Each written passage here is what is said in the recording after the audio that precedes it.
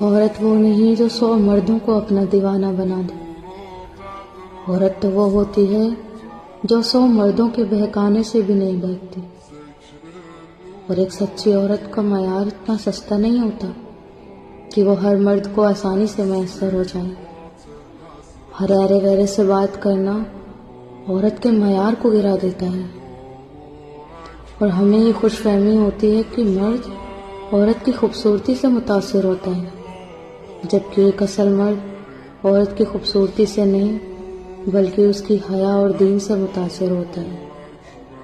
عورت کو خوبصورت اس کی حیا بناتی ہے. اور ہوتا ہوگا کھلی زلفوں کا ذکر شاعری اور کہانیوں میں، لیکن ایک باحجاب عورت کا ذکر تو قرآن کرتا ہے.